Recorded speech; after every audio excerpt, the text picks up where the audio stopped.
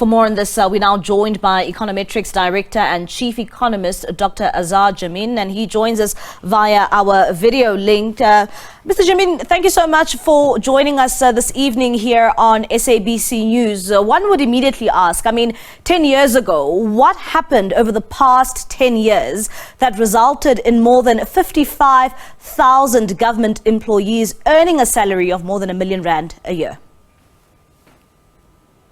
The process really began a little more than 10 years ago when Jacob Zuma assumed the presidency of South Africa, and he introduced policies that were really aimed at benefiting a lot of the people surrounding him financially and giving them the top jobs in the government.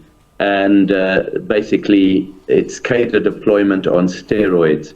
Whereas previously, under the erstwhile Mandela and Mbeki regimes, yes, you did have cadre deployment, and people were appointed to the government, to top positions on account of their affiliation and loyalty to the ANC. This gathered far more momentum after Zuma took power, and the government deliberately actually went out of its way to make sure that even competent public servant managers were replaced by people who were closer to the president and could stand to benefit financially from that. And this has cost the government and the country an enormous amount of money. And you're quite right, we can't carry on this way indefinitely. 724 billion rand being spent on salaries. One would say clearly this is not sustainable, especially for an economy like South Africa. Undoubtedly, it is not sustainable. I think the key comparisons are that South Africa's payment to public servants as a percentage of the total wage bill has increased proportionately far more than the OECD average. In other words, it's not just that we have increased payments to public servants, we have increased them by more than has been the case proportionately in most other countries. Realistically, can these salaries be brought down so that we have more realistic salaries based on the South African economy? What does the law say when it comes to trying to iron out, salaries which you are saying, they have been inflated here? If all those people who are earning these salaries were worth their effort and produced and were productive enough and competent enough to actually give back into service delivery what they deserved, I think we would not be suffering. The real problem has been that a lot of the people who have been appointed to those positions where they've been earning a lot have been incompetent, poorly qualified, and are in those positions purely on account of their proximity to the leadership of the country. That is where it's costing us really badly. What can be done about it? Obviously, it's to get rid of cadre deployment and to appoint people to positions on the basis of their competence and qualifications and experience. This has not yet been done. President Ramaphosa admitted to the Zondo Commission that was a problem, but nothing has yet been done to address this. And you speak about service delivery, and that's where I was coming. Where does it place service delivery in this country? We continue to see many South Africans complain about, a lot of the services. And if we are paying so much money to ensure that all government employees are paid, what does that translate to when it comes to the services afforded to the people of South Africa? Clearly, what is happening is a certain small minority group of people are benefiting enormously at the cost of those resources being applied to improve service delivery to the majority. Unfortunately, this is not being recognized sufficiently by the majority of the population, who continuously vote for those self-same people into power. And so there has to be a change in this. Otherwise, we are going to become bankrupt in the very long term.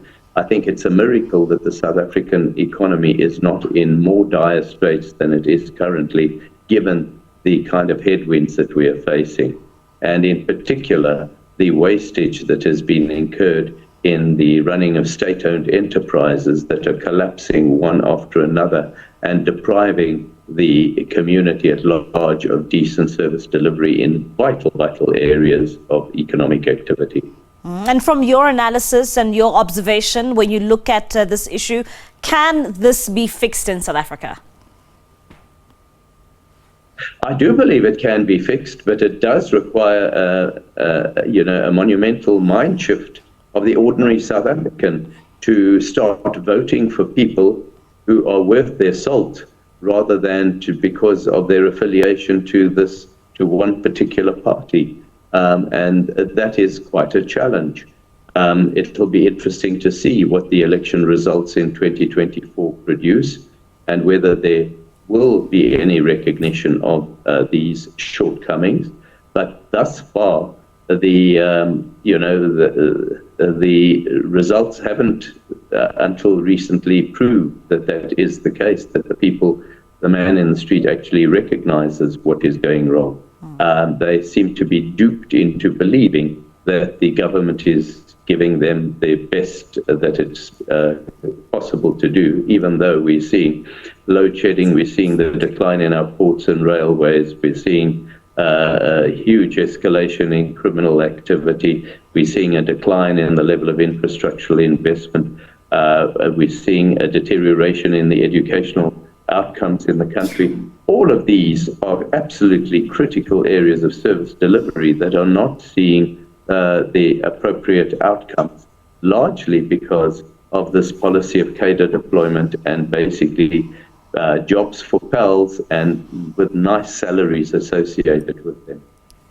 I mean, if we're already spending 724 billion rand on salaries in the country, and we have, a 7.5% wage hike looming for public servants, what does it say about, the fiscus, if we're already spending so much money and there's this increase as well?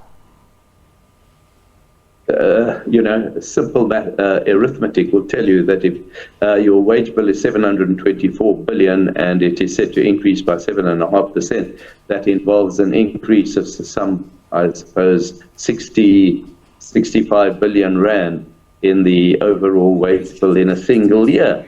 Where do we get that money from? Especially if the economy is not growing in such a way as to generate the kind of tax revenues needed to accommodate that.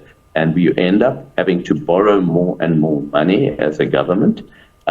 Together with that, the debt levels rise, and the interest payments on that debt skyrocket and squeeze out the ability to spend on the other more vital areas of service delivery that we've been that we have mentioned, such as education, healthcare, housing, fighting crime, and that sort of thing.